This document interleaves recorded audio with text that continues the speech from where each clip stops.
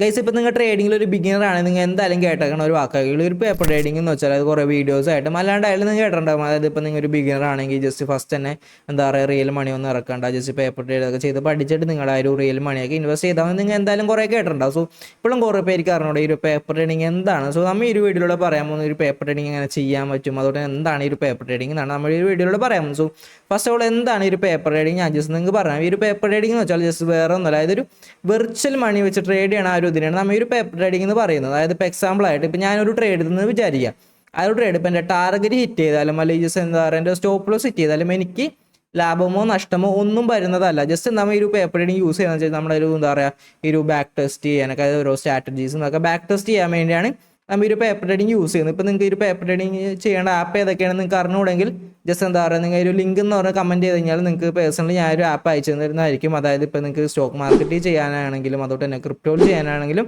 Just link എന്ന് പറഞ്ഞിട്ടാൽ ഞാൻ 2 ആപ്പിൻ്റെയും link ഞാൻ നിങ്ങൾക്ക് പേഴ്സണലി അയച്ചു തരുന്നതായിരിക്കും.